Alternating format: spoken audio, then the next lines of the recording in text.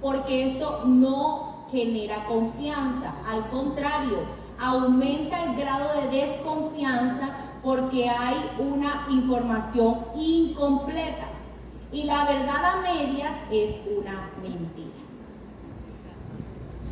El adicto no se da cuenta que la revelación sucesiva lo que hace es que crea un miedo de desconfianza en su esposa.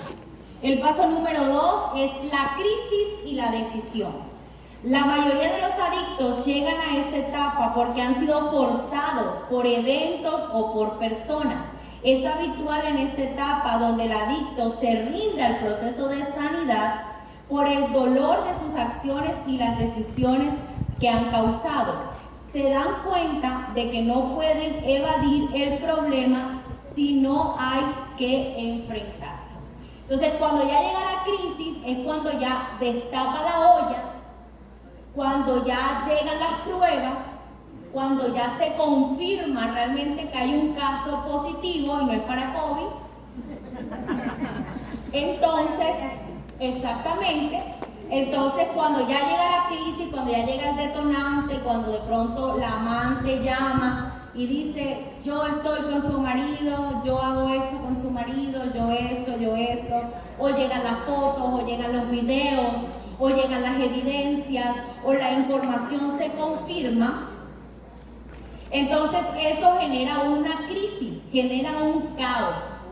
Esa es la emergencia que debemos resolver. Entonces, ¿qué usted puede hacer cuando se presenta una situación como esta? ¿Cómo tú ayudas a una mujer? Porque en caso de nosotras las mujeres, debemos ayudar a las mujeres y los varones ayudar a los varones. ¿Por qué? Porque si usted se involucra más de la cuenta con ese varón, entonces ahora la del problema va a ser usted. Entonces ahí vamos a tener 2 problemas, 3 problemas, vamos a tener situaciones complejas que manejar y eso es muy importante que lo tengamos en cuenta. Hace parte también de nuestro código de ética ministerial de que hombres deben ser atendidos por hombres y mujeres por mujeres.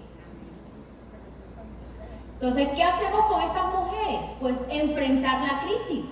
Realmente que este hombre pueda hablar, confesar y decir lo que está sucediendo, o esta mujer en su defecto, porque también hay casos de infidelidades en las mujeres y de adicciones sexuales en las mujeres.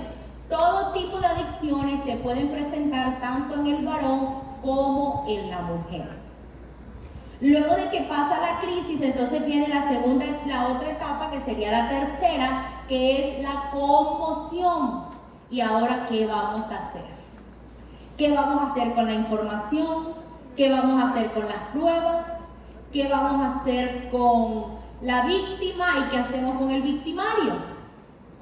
Entonces dice, puede haber un adormecimiento emocional y para otros un alivio de no tener que vivir más con esa doble vida. Recuerda que desde un principio hemos hablado que las personas adictas manejan una doble vida o manejan una doble moral. Delante de las personas son una cosa, pero en la realidad profunda de la intimidad del hogar son otra completamente diferente y también en sus celulares son otra completamente diferente, en sus cuentas bancarias son otra completamente diferente, con sus amigos son una cosa y con su familia son otra distinta. Luego de esto, entonces, en esta etapa, puede que sea muy difícil que el adicto sea totalmente honesto consigo mismo y con los demás sobre la amplitud de su comportamiento. Entonces, lo que dice la Escritura en Juan 8, 31-32, si alguien me ayuda a buscarlo rápidamente para que lo podamos leer.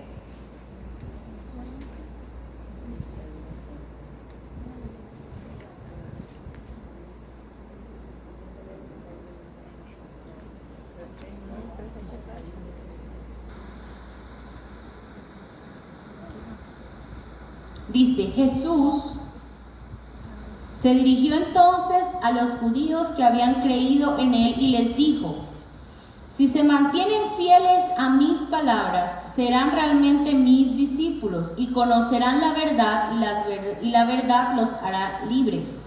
Nosotros somos descendientes de Abraham, le contestaron. Nunca hemos sido esclavos de nadie. ¿Cómo puedes decir que seremos liberados? Les aseguro que todo el que peca es esclavo del pecado. Entonces, cuando nosotros confesamos nuestros pecados y la verdad de Dios se revela en nuestras vidas, entonces somos realmente libres. Porque la palabra es muy clara y lo dice: si se mantienen fieles a mis palabras, serán realmente mis discípulos, conocerán la verdad y la verdad los hará libres. ¿Y cuál es la verdad? ¿Cuál es la verdad? Jesús en nuestras vidas.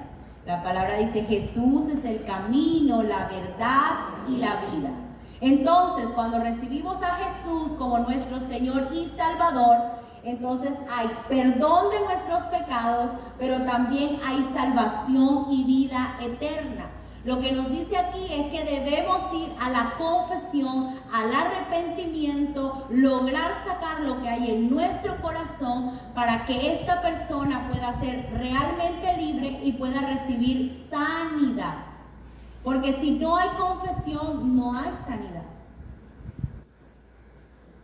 Luego, la fase número 4 es la fase del dolor.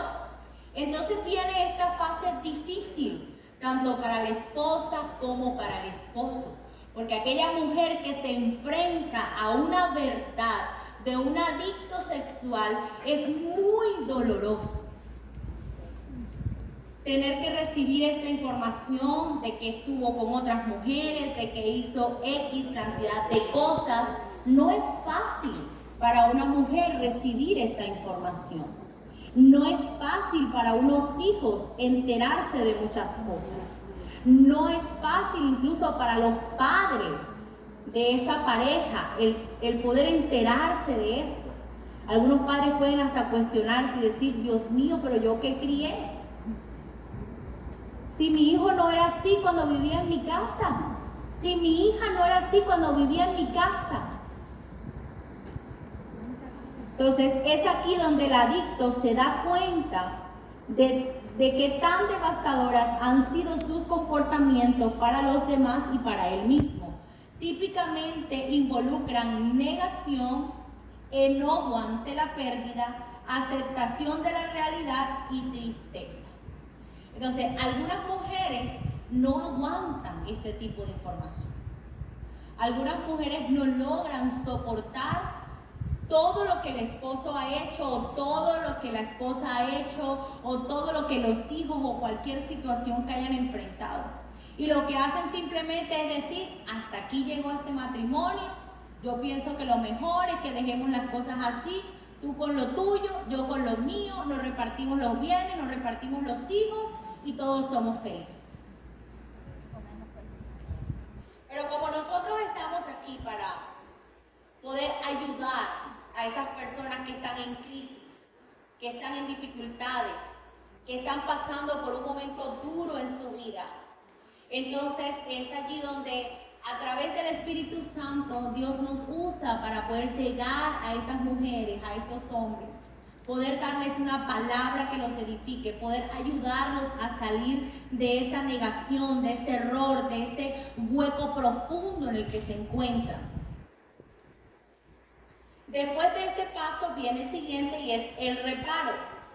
Aquí es forzado a enfrentarse temas fundamentales que lo han llevado a ser vulnerable a la adicción. Se trabaja la sanidad de las heridas del pasado y comenzarán a remover su mente con la verdad de lo que Dios dice sobre él. La palabra de Dios nos habla que somos sus hijos apartados, escogidos, que somos hechuras suyas. Y también nos dice aquí en Romanos 12, del 1 al 2, dice: por lo tanto, hermanos, Tomando en cuenta la misericordia de Dios, ruego que cada uno de ustedes, en adoración espiritual, ofrezca su cuerpo como sacrificio vivo, santo y agradable a Dios. No se amolden al mundo actual, sino que sean transformados por medio de la renovación de su mente. Así podrán comprobar cómo es la voluntad de Dios, buena, agradable y perfecta. Entonces, en este paso, lo que nosotros o lo que el adicto debe hacer es un cambio en su mentalidad. Cambiar su manera de pensar para que así cambie su manera de vivir. Que podamos entender, que esa persona pueda entender que su cuerpo es templo del Espíritu Santo y por lo tanto debe cuidar su cuerpo. Debe cuidar el lugar donde mora y habita el Espíritu. Y comprender que la voluntad de Dios para nuestras vidas es buena, agradable y perfecta. ¿Hasta aquí tiene alguna pregunta, alguna duda, algo que quisiera compartir? El crecimiento de la persona, si realmente en su corazón ha dispuesto cambiar. Hay que tener claro dos cosas. Hay personas que están en adicciones que toman la decisión de tener cambios temporales y otros que tienen cambios permanentes. Entonces, solo el que toma la decisión firme y radical de salir de esa adicción puede encontrar cambios permanentes. Porque aquellos que deciden temporalmente se cansan en el camino. Entonces ahí donde usted dice, ay, se portó súper bien 2 meses, pero ya la embarró. Se portó bien 4 meses, se portó bien 1 año.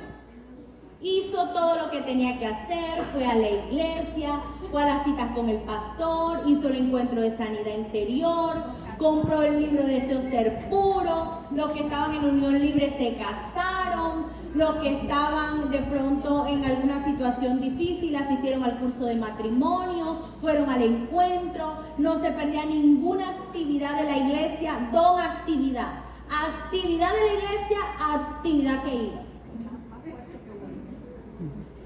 Se convierten en más espirituales que las esposas.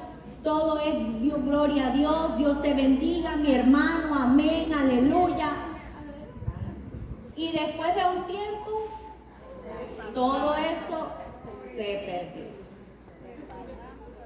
Porque son aquellas personas que tienen motivaciones incorrectas. La motivación es que la esposa no se vaya. La motivación es que los hijos queden en casa.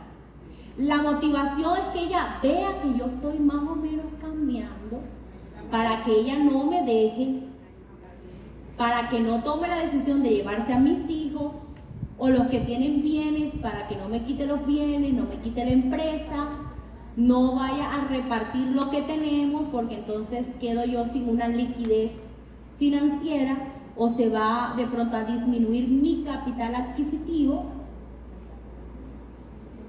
Pero realmente no es ni porque ha conocido a Dios, ni porque le ha entregado su vida completamente a Cristo, ni porque se ha cumplido esa palabra de que cambió su manera de pensar y así cambió su manera de vivir, sino porque hay una motivación incorrecta detrás de sus acciones y sus decisiones. Estas personas son las que tienen cambios temporales, pero aquellas que tienen cambios permanentes son los que se cumple la palabra de lo viejo ya pasó y en él somos hechura y criatura nueva.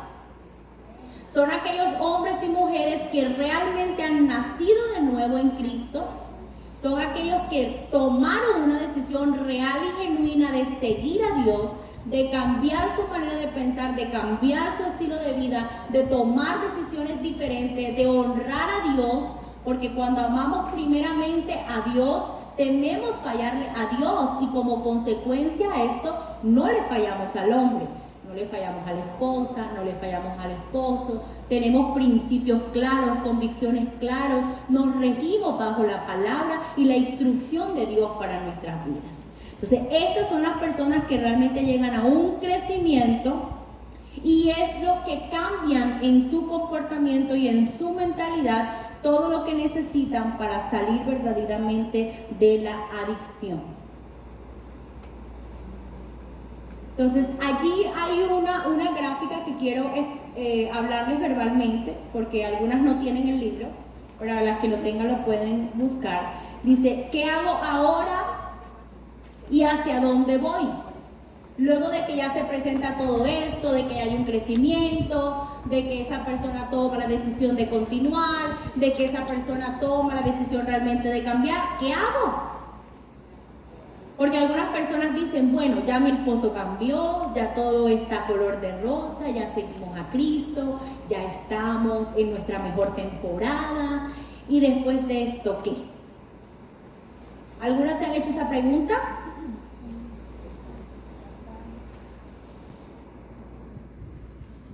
La realidad de él y la realidad de ella.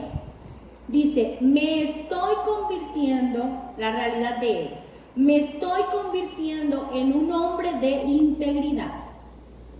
Pero la realidad de ella es que aún no ha perdonado. La realidad de ella es que aún se siente herida. La realidad de ella es que no logra borrar de su mente todas las imágenes que vio.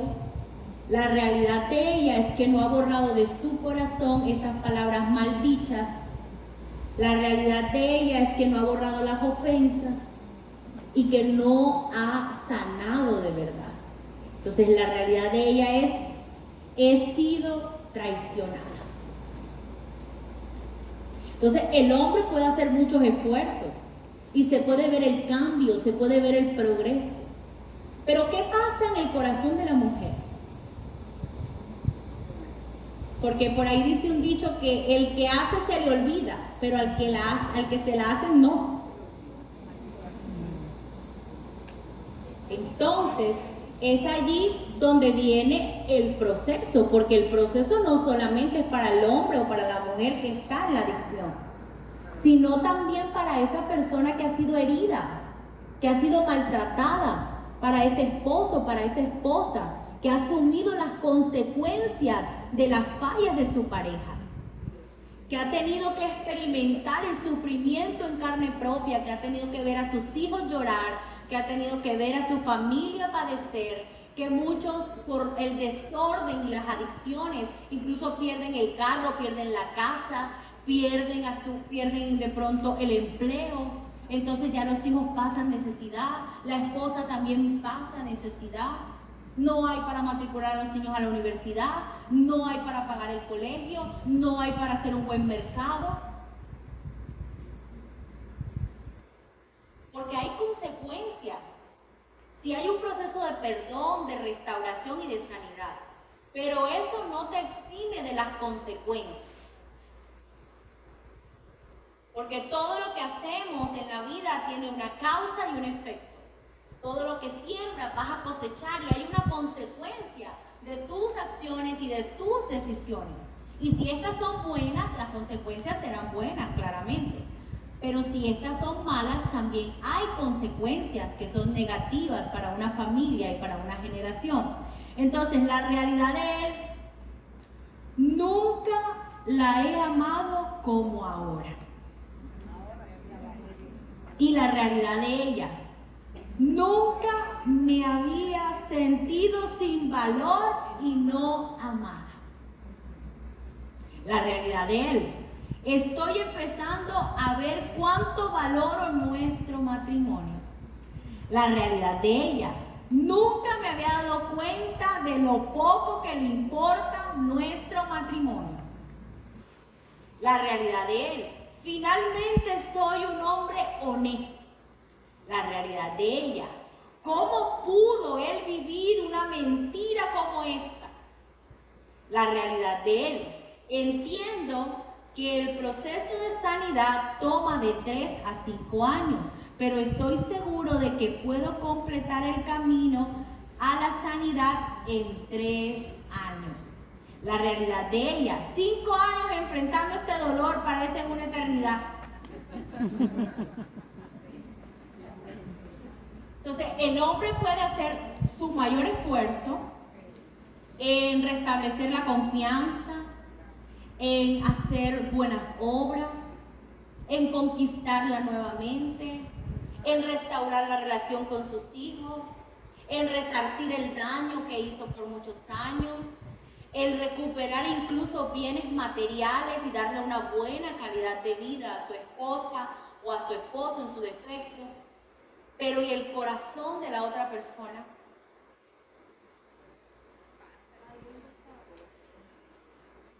¿Cuántas en algún momento se han sentido así, como lo que están escuchando hoy?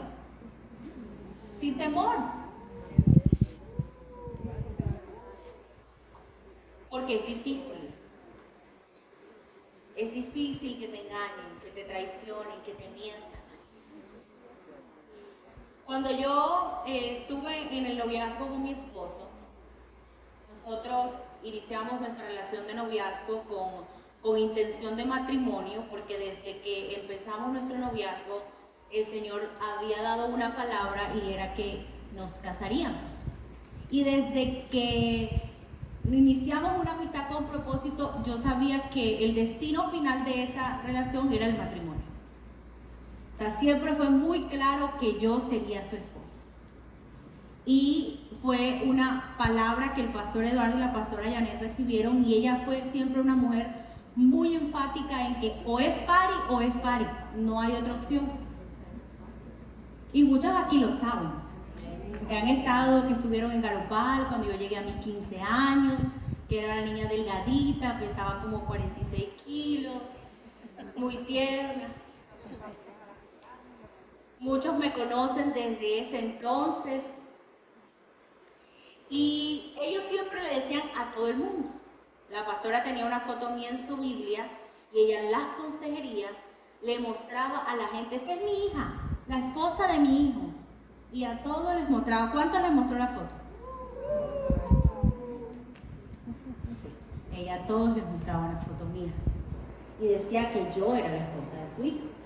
Y que no había nada ni nadie en el mundo que pudiera derribar esa decisión, porque Dios le había hablado claramente de que esa era la voluntad de Dios para nosotros. Luego de que nosotros vivimos un noviazgo muy hermoso, durante 4 años aproximadamente, servíamos en la iglesia de Barranquilla. La iglesia de Barranquilla, el grupo de alabanza empezó con mi esposo, una prima de mi esposo y mi persona. Yo en ese momento terminé mi colegio, me fui a la ciudad de Barranquilla a estudiar medicina y mi esposo estudiaba música. Y la iglesia de Barranquilla ya estaba empezando a consolidarse y nosotros fuimos cofundadores de la iglesia de Barranquilla. Hacíamos parte del grupo Alabanza, discipulábamos jóvenes, teníamos un grupo de jóvenes y nuestro ministerio empezó allá de alguna forma. Caminamos junto a la iglesia de Barranquilla durante todos los años que estuvimos viviendo en la ciudad de Barranquilla. Después de eso, pues mi esposo lo invitan a ser parte de unas actividades musicales de una iglesia. En esta iglesia conoce a la hija del pastor de esta iglesia, se involucra emocionalmente con ella y toma la decisión de terminarme. Fue obviamente una temporada muy difícil para mí, una temporada de mi vida bastante dura, porque luego de que te dan una palabra, luego de que Dios te habla, luego de que hay unas promesas, luego de que ya teníamos un llamado ministerial, luego de que ya ejercíamos una función de liderazgo, luego de que ya hacíamos parte del ministerio y que todo parecía perfecto, entonces tú dices: Dios mío, ¿y ahora?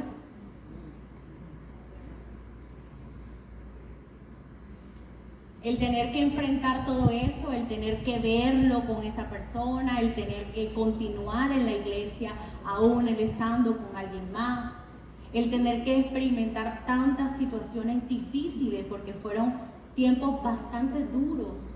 Los que estaban en esa temporada en la iglesia supieron cuánto la pastora sufrió por esto, cuánto yo también padecí por toda esta situación. Fue una temporada bastante difícil en nuestras vidas y ella siempre me decía: la lucha no son las personas, la lucha es lo que opera dentro de ellas.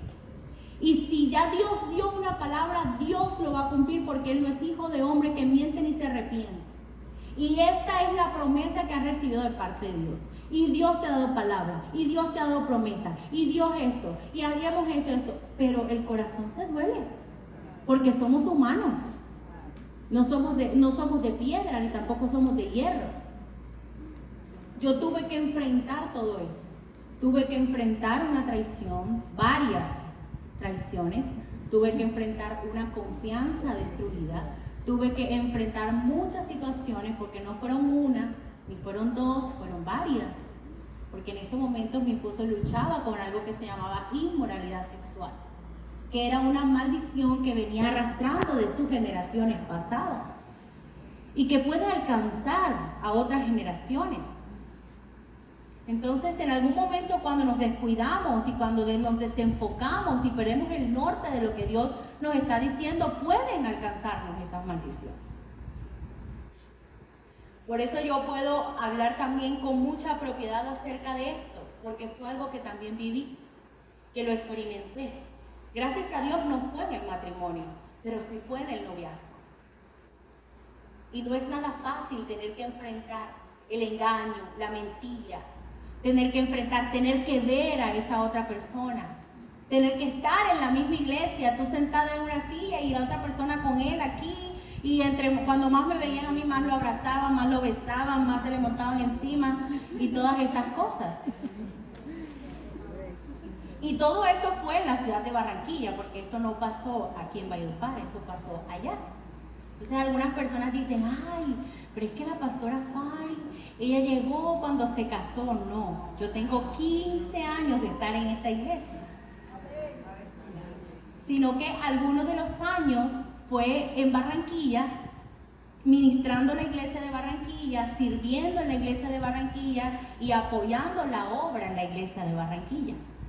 Y yo venía por mis vacaciones o los fines de semana que podía estar en la ciudad de Valledupar, porque estudiar medicina es una carrera que requiere tiempo, esfuerzo y dedicación, y no es cualquier carrera, es una carrera que tiene un compromiso arduo.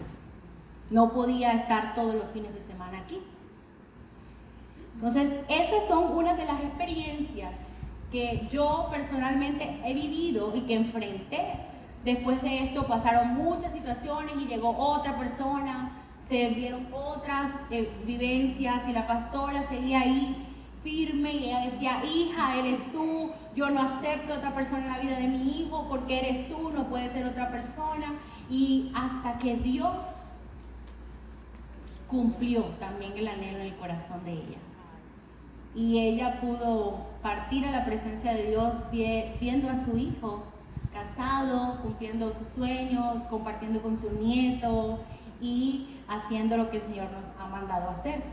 Entonces hoy yo entiendo por qué ella peleó tanto por mí.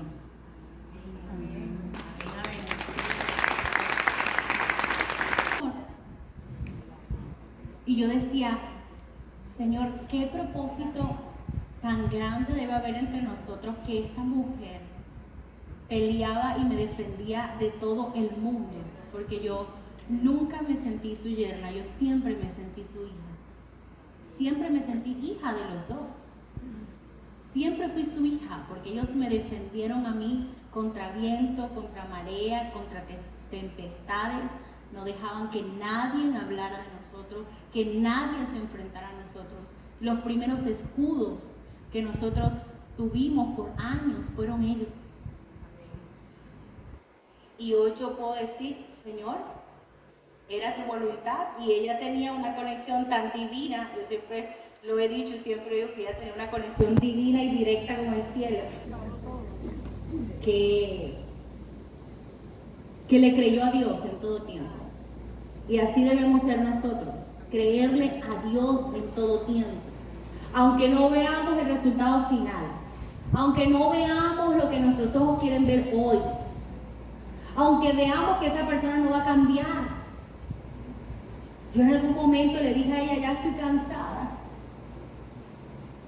Mire, cada vez lo hace peor y peor y peor y peor. Y ella me decía, no importa. Aquí vamos a permanecer hasta que Dios cumpla. Me acuerdo que mandaba a la gente lo llamaba, las hermanos de aquella iglesia lo llamaban, le decían y él se enojaba con la gente, se ponía furioso con sus tíos, con su familia, porque esas personas que estaban con él sabían quién era yo y sabían lo que su familia y la iglesia pensaba y sabían la palabra que nos habían dado. Entonces, cuando nosotros permitimos y abrimos brechas, el enemigo se mete y daña. O sea, porque la idea del enemigo es destruir propósitos. La idea del enemigo es destruir llamados, destruir ministerios. Y si uno le da rienda suelta a lo que Satanás habla en nuestras vidas, pues no se va a cumplir el plan de Dios. Y eso nosotros debemos tenerlo muy claro. ¿Qué es lo que Dios te ha dicho? ¿Cuáles son las promesas que el Señor te ha entregado? ¿Cuáles son las palabras que el Señor te ha entregado? Aquella mujer que quizás está dolida en su corazón porque el hombre la engañó, la traicionó, porque ha tenido que enfrentar crisis económica, porque ha tenido que enfrentar grandes desafíos. Pues solo Dios puede sanar nuestro corazón. Y el día de que se dio la oportunidad de que ya él regresa de Barranquilla después de que le hacen un atentado, para las que de pronto no saben un poquito de la historia, en algún momento contaremos detalles de nuestro testimonio, que es bastante largo. Yo tengo 30 años, pero con la experiencia parece que yo era 50, de todo lo que me ha pasado en la vida. Él regresa a la ciudad de Valledupar y empezó un proceso de restauración y de sanidad con sus papás. Empezó a cambiar, empezó a dejar amistades, hábitos, empezó realmente a reencontrarse con Dios, a reenfocar su vida, a darle un giro completamente a su vida, a aceptar su llamado, a aceptar el ministerio, a aceptar lo que Dios tenía para él y comprender que en sus fuerzas no podía, sino que necesitaba la intervención de Dios para poder cumplir el propósito. Después de esto aparezco yo nuevamente en la escena. Y la pastora, cada vez, yo trabajaba en una clínica en Barranquilla, en la clínica Reina Catalina. Yo ya era profesional, yo empecé a ejercer mi carrera apenas me gradué, a los 15 días ya tenía trabajo. Entonces yo empecé a trabajar, tenía 3 secuencias dentro de esa clínica, trabajaba en urgencia, en hospitalización y hacía turnos de UCI. Yo decía, Señor, yo quiero ganar experiencia, yo empecé a hacer planes. Porque a veces uno dice, bueno, Señor, si las cosas no se dieron, entonces yo, te quiero ayudar. Yo quería especializarme en gastroenterología pediátrica y hice una convalidación de mi título con España. Mandé todos mis papeles, unos amigos se iban para allá, hicimos el tema del MIR, el estudio, la cuestión y todo. Pero eso nunca se dio, o sea, siempre el papel una cosa, el papel la otra, siempre había muchas cosas y mi mamá me decía, hija, pero es muy lejos. Yo le decía, sí, mami, entre más lejos mejor para yo salir de todo esto, la presión, la gente, muchas cosas, porque no es fácil, porque no solamente es lo que tú vives, sino la presión del alrededor. Lo que dice la gente, la presión del uno, el cuestionamiento del otro, el señalamiento del otro, y el hijo del pastor, y entonces ahora ella. Entonces muchas cosas que pasan alrededor, que uno dice, Dios, ¿qué hago? Y luego de esto, entonces yo me vine, luego ya hablamos, tuvimos ciertas conversaciones, y después de esto, pues yo le decía al Señor, mira, Señor, si esto es tu voluntad, que sí sé que es, entonces yo te voy a pedir unas señales. Y si estas señales se dan, entonces yo sabré que es el momento. Porque ya lo había intentado en ocasiones anteriores y había salido muy herida. Porque era una cosa, la otra, y siempre salía muy lastimada. Y efectivamente, Dios lo hizo todo. Y salió una, salió la otra, y yo decía, bueno, Señor, eres tú el que está aparejando todo y poniendo en orden todo. Y luego él me dice, no, es que yo quiero restituir todo el daño que te hice y a tu familia. Y yo no quiero que tú seas mi novia, sino mi esposa. Y en 6 meses nos casamos, ponle la fecha y nos casamos. Y empezamos un proceso de citas prematrimoniales, obviamente a recuperar la confianza. Y en una de estas cosas, llegó una revelación a mi vida, que yo hoy entiendo que fue una revelación. Y el Señor me decía, no llames inmundo lo que ya yo santifiqué. Y yo tomé la decisión de nunca más tocar el pasado. Nunca más. Y mi esposo lo puede decir, lo hacemos abiertamente. Y la decisión que tomamos, él y yo, fue: solamente nuestro pasado se va a usar para glorificar el nombre de Dios y dar testimonio de la gloria de Dios. Entonces es ahí donde uno puede decir, ¿se puede? Claro que se puede. Se puede sanar, se puede sanar. Se puede recuperar una confianza rota, se puede recuperar una confianza rota. Se puede perdonar, sí se puede perdonar. Y cuando nosotros tomamos esta decisión, pero no perdonar, y al mes siguiente, que cuando tú fuiste a la casa de la vieja, que cuando tú le comprabas la ropa, que cuando la llamaste aquel día, eso no. Porque si usted toma la decisión de restaurar su matrimonio y usted toma la decisión realmente de cambiar y de vivir una vida nueva, usted tiene que ser consciente de que eso debe quedar allá. Porque hay muchas situaciones y muchos conflictos matrimoniales, incluso hoy, de personas que sirven al Señor y que hacen parte de la iglesia, que todavía se siguen restregando los unos con los otros el pasado. Y entonces lo que hiciste por allá en 1996, el 25 de mayo de 1998, porque le tienen fecha ahora en el calendario, la ropa que estaba vestida, todo. Ese día que tenía una blusa rosada, yo la vi. Entonces hay que tener mucho cuidado con esto, porque eso no es un proceso. Y cada vez que usted le restriega a su pareja, esto lo que hace es que abre la herida que ya Dios ha restaurado. Nosotros no podemos estar hiriendo a las personas, porque las personas dañadas, heridas o enfermas, hieren a otros consciente o inconscientemente. Entonces usted tiene que ser consciente de que si ya usted tomó la decisión de seguir a Cristo, de perdonar y de hacer lo que Dios le ha mandado a hacer, usted debe dejar el pasado allá, a donde le corresponde. Alguna vez escuché a un predicador que decía: no condenes tu futuro recordando un pasado que ya no fue o que ya no es. No podemos condenar nuestro futuro recordando el pasado. Porque si tú sigues viviendo en el pasado, entonces estás dudando del poder de Dios. Estás dudando que fue Dios el que sacó a esa persona de ahí. Estás dudando que es Dios el que se glorificó en esa persona. Entonces no estás dudando de la persona, estás dudando del poder de Dios en ella. Porque si tú vuelves todo el tiempo al lugar de donde Dios te sacó, entonces ¿qué es lo que Dios está haciendo en ti? Si te equivocas todo el tiempo y caes con la misma piedra todo el tiempo, entonces ¿qué es lo que Dios está haciendo en tu vida? Porque esto no solamente aplica para la parte sexual, esto aplica para todas las áreas en nuestras vidas. Si nosotros tomamos una decisión de caminar con Cristo, si nosotros tomamos una decisión de creerle al Señor y caminar en su palabra y en las promesas de Él, nosotros tenemos que estar avanzando, pero no podemos estar como las olas del mar. Vamos, venimos, vamos. Entonces un día estoy bien, mañana estoy mal. Un mes estoy bien, al otro mes estoy mal. Un mes estoy bien porque gloria a Dios, yo oro, ayuno, pero el día que me desconecto de Dios vuelvo otra vez a mi pasado.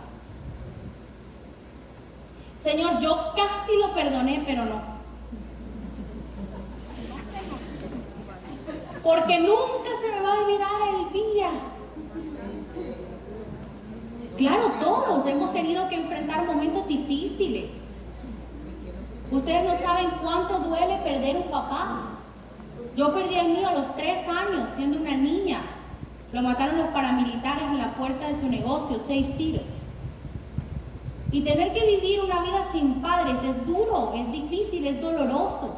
El tener que ver que todos llegan al colegio y sus papás llegan a recibir las menciones de honor y tú solamente ves a tu mamá que trae muchos regalos porque ella quiere tratar de llenar eso. Y yo fui una mujer muy estudiosa, bueno, siempre he sido una mujer muy de los libros, me encanta leer, estudiar. Y siempre sacaba muy buenas notas, recibía condecoraciones, todo el tiempo me premiaban, tenía menciones de honor. Y todo el tiempo mi mamá iba al colegio a recibir mis menciones, mis medallas y todo lo que yo recibía.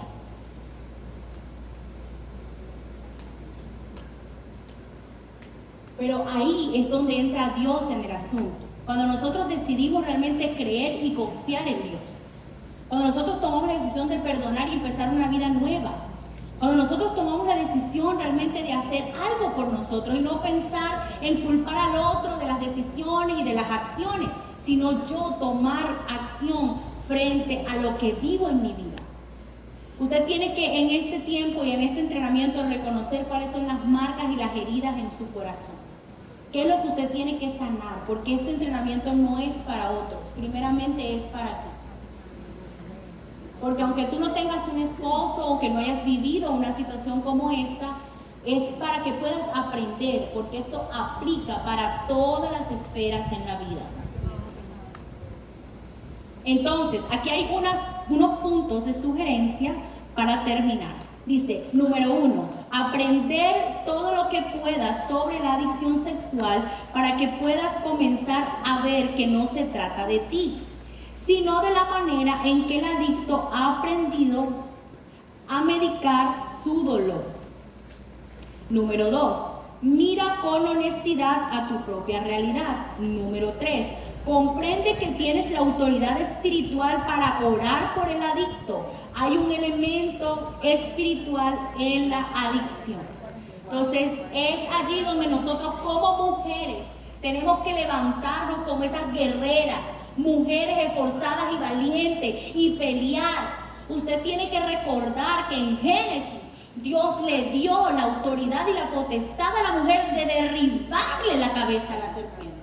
¿Quiénes son las que tienen el poder y la autoridad para aplastarle la cabeza a la serpiente? Ustedes que tienen que derribar a este gigante y aplastarle la cabeza, cortarle la cabeza por completo. Pero muchas mujeres quieren que el esposo sea el hombre más lindo, el hombre más tierno, más amoroso, más detallista, con casa, carro y beca, un ungido del Señor, un ministro y un siervo, y ni siquiera oran por él. Ay, Señor, sánalo, cámbialo. Sí, pero ¿cuándo te vas a arrodillar a orar por él? ¿Cuándo te vas a arrodillar a orar por tu hijo? ¿Cuándo te vas a arrodillar a orar por tu hija? Por esa crisis financiera. ¿Cuándo vas a abrir tu Biblia y vas a declarar la palabra? Señor, todo lo puedo en Cristo que me fortalece. Padre, ninguna adversidad puede detenerme porque yo creo en tu poder. Usted tiene que pararse en la brecha y tiene que declarar la palabra sobre su vida, sobre su esposo, sobre sus hijos, sobre su familia, sobre su congregación, sobre su empresa, sobre su negocio. Bendiga a su jefe, bendiga a su alcalde, su presidente. Entonces, queremos ver muchas cosas, pero no estamos dispuestas a pagar el precio. Yo he pagado un alto precio por estar aquí. Un alto precio. Fueron años. Nosotros demoramos separados 4 años y medio. Y después de eso, otro proceso, y otro proceso, y otro proceso, y otro proceso. Pero de todos ellos, el Señor nos ha dado la victoria. Amén. Porque no es al hombre que le creemos a Dios. Que sí, que es difícil. Claro, mis amores, la vida no es fácil. Y la palabra es clara cuando dice, en el mundo tendremos aflicciones, pero confía que yo he vencido al mundo. Entonces, si yo no conozco la Biblia, si yo no conozco la palabra de Dios, ¿cuál promesa voy a reclamar? ¿De qué palabra me voy a agarrar? ¿Cómo yo salgo de la crisis y de la situación si ni siquiera sé cómo hacerlo?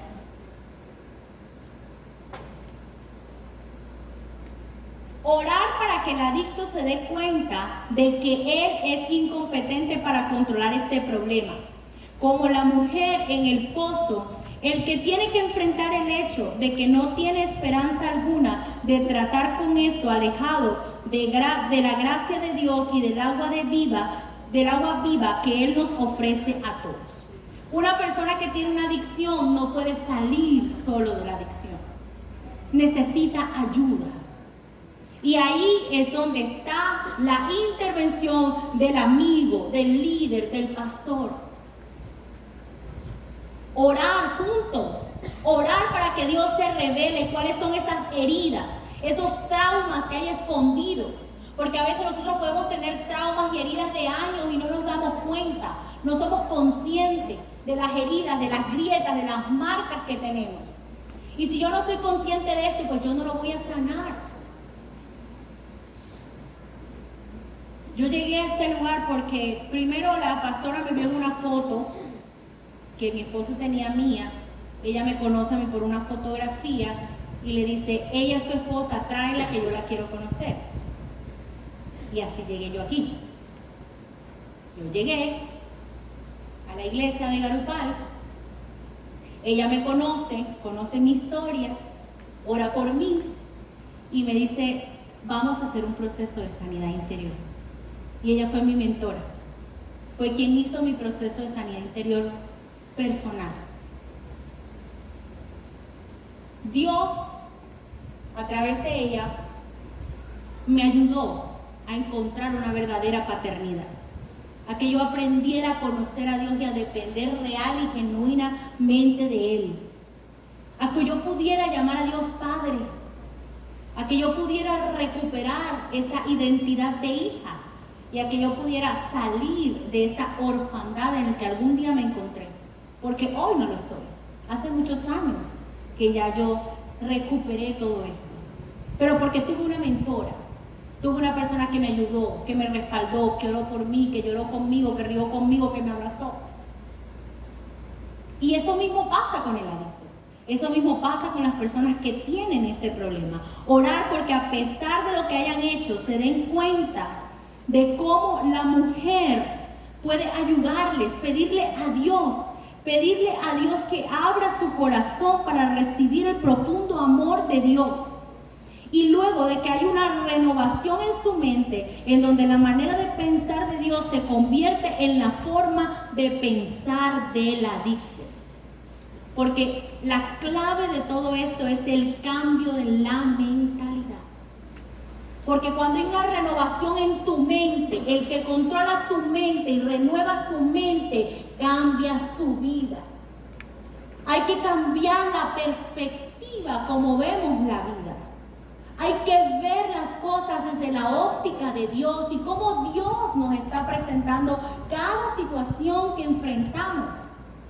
Ah, no, ese hombre no va a cambiar. Ya él es así, nació así, muere así. Ese nunca va a dejar de ser borracho, siempre está buscando pago diario, siempre tiene el mismo problema. Ella también anda con la blusa corta, no se quiere vestir, quiere mostrar todo, quiere hacer esto. No, ya esa gente ya... ¿A dónde está el poder de Dios allí? Sí, definitivamente hay personas que nunca toman la decisión de cambiar. Eso es algo diferente. Hay personas que por mucho que tú lo intentes, demoran años y tú estás ahí. Pero por favor, date cuenta. Pero mira esto, pero mira lo otro. Y nunca toman una decisión real de cambiar. Pues no van a cambiar.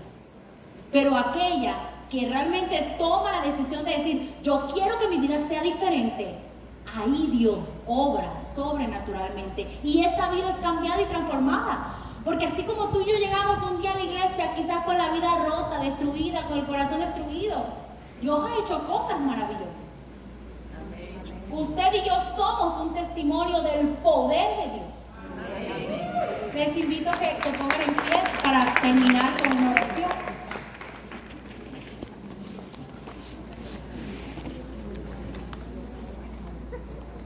8:30 terminamos. ¿Sí? Tú.